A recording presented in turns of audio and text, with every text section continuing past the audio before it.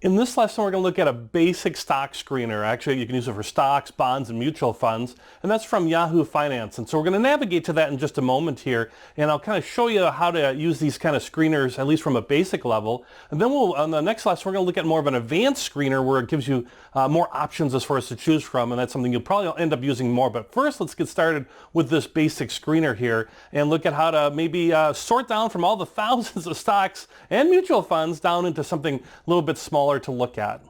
Okay, we're over at Yahoo Finance. Actually, where you want to go, you can see on the top here, screener.finance.yahoo.com. So it's a little bit hidden as far as finding, but it's a nice, real good stock screener, something basic, something easy to use. So first thing you want to do when you come here is you can see you have a stock screener, you have a bond screener, and a fund screener. And since this is of course, we'll look at stocks. You can look at individual stocks here or at stock mutual funds. In fact, let's start by looking at stock mutual funds, just something real easy to take a peek at. Then we'll look at individual stocks and we'll kind of screen for those as an example. With all these examples, once again, I'm not making any recommendations as far as individual stocks or funds or anything of that nature. Just want to show you educationally how you can use a screener or use tools that can help you with your investing.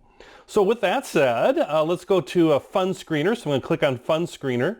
You'll see how the screen has changed.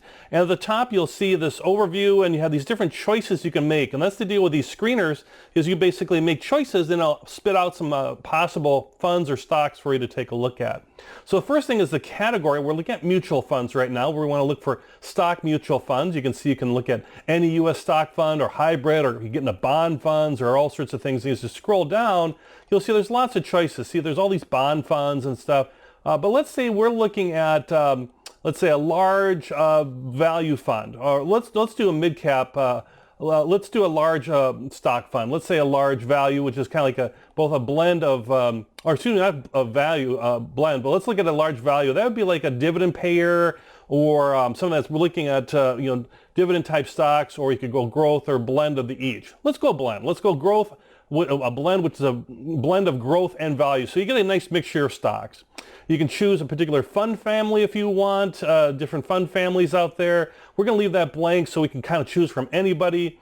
Rank and category, do you want to be a top performer? Are you looking for maybe a bottom performer? They'll rebound. Not so sure about that. But let's say we're looking for somebody, at least in the top 20%, maybe top 10% we can narrow it down. But let's start with the top 20. These ratings are from the Morningstar service. Morningstar also gives you good stuff with mutual fund searches and things too, and a lot more information beyond just the mutual fund's website too. And Morningstar gives ratings like on a 1 to 5 star rating. So, a 4-star rating is pretty good. 5-star would be the best. You can even get like a little information on returns, like high compared to other funds in that category or low risk ones. We'll leave that blank for now. You can choose if you want certain performance measurements that you want to look at. No past performance, of course, is not a guarantee of future performance. But here you can see, let's say like a 3-year return analyzed, what that would look like. So let's say we were looking for a large cap blend fund, and we're looking for folks that maybe do better than 10%. Purchasing and fees, you can talk about initial investments, front-end loads, no-load funds, expense ratios. Let's see if we can find something below 1%. It might be a little harder to find, but let's see. And then you can go into different types of holdings, what type of cap, all that stuff. You kind of get that in the growth part.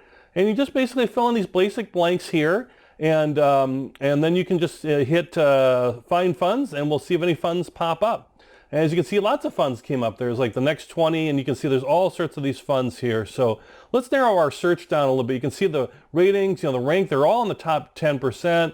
Morningstar ratings are all 4 or 5 star or better. Low expense ratio, good 3-year return. So large blend stocks. So let's narrow this down a little bit further. Let's say we like that information, but instead of the top 20%, we want the top 10%, and we want 5-star rated funds. And so we want the best of the best. And here you can see we narrowed it all the way down to one page, and you can see at least from a 3-year analyzed return, it's got them ranked, or it doesn't have them ranked, but you can see 3-year analyzed return, 5-star rated, low expense ratios, top 10% of their category, large blend, and that might give you an indication of some different funds that are out there. So if you like dividend funds, for example, this T. Rowe Price Dividend Growth Fund might stand out, and then you can click on performance or risk and get more information, right from Yahoo as far as, more information than on the T. Rowe Price. dividend fund, their ticker symbol, all sorts of information, their top 25 holdings. You got Pfizer, you can see these big, large cap stocks. So that'd be like, let's say, getting after a large, looking at mutual funds.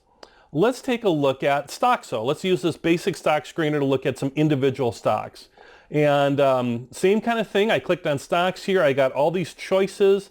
This breaks it down by different categories or industry. You can leave that blank for anybody. But let's say we're interested in large pharmaceuticals, which in this part happens to be under drugs. So we're interested in drugs, right? Everybody's interested in drugs, right?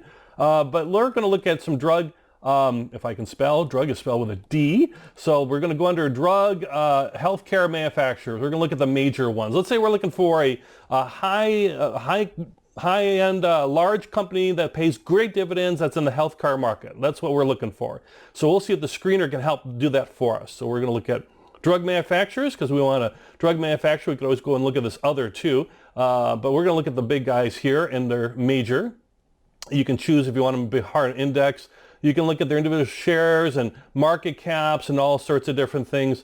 Let's say we want big guys, so we want to have at least a market cap of, well, that's pretty big. Let's say 100 billion. Let's see what comes up. And let's say we want a dividend yield, so that's our a minimum dividend yield of let's say at least 2%. Maybe we want to go a little higher.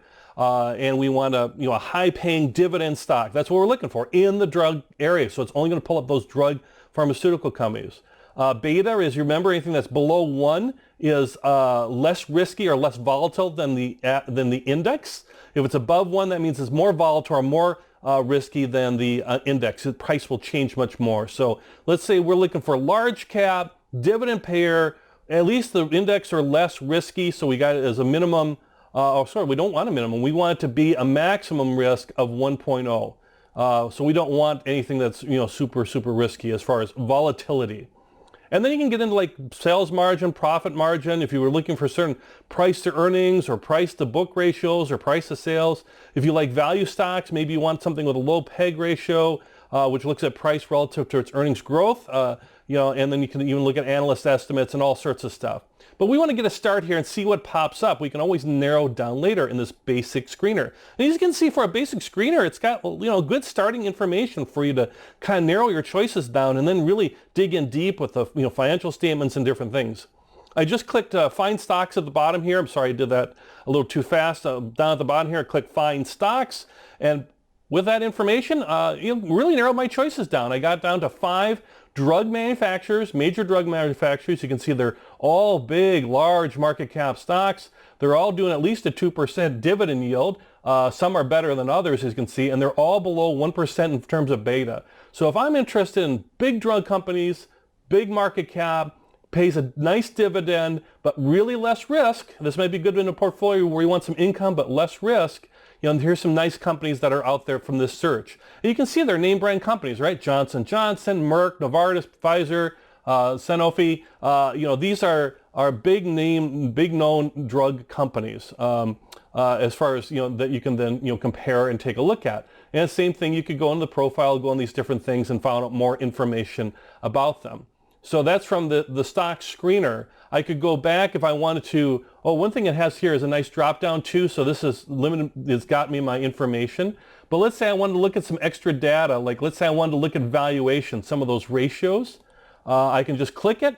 And of my ones that I narrowed down, it shows me some ratios like price to earnings, price to book, price to sales, that PEG ratio, all that. So if I'm looking at, let's say, something with a low price to book, something might be a good value type of play, or with a low PEG ratio, maybe that's where Sanofi stands out. If I'm looking for something, with a nice price relative to its earnings, at least as far as this group, Johnson & Johnson and Sanofi, stand out as far as that. Once again, in comparison to the industry, in comparison to the market, that's actually maybe a little higher price ratio, but you're paying more for, these good companies. That's the idea, is you're going to pay a good price for these, well-valued companies. And you can certainly look at their performance. Performance, of course, changes all the time, but it can show you, at least it's beta and all. It doesn't have return performance. You'd have to go back in there. So actively screened is what we looked for. All right, so there's a short little demonstration on the stock screener. Once again, you just choose your category, choose some information, and you can then at least narrow your choices down. And now that I've got my choices narrowed down to, let's say, 5, individual stocks, I can dig deeper and dig deeper into them and start doing more quantitative analysis and also more qualitative analysis as well. And then we'll also look at a more advanced screener where I can really narrow down and maybe do some more advanced things. That's what we'll look at in the next lesson as far as a more advanced screener. But to get started, play around with this screener here to get kind of started. And it's a nice little screener for the fun screener too. So it's pretty easy. Once again, screener@finance@yahoo.com. Give it a try and have some fun with it.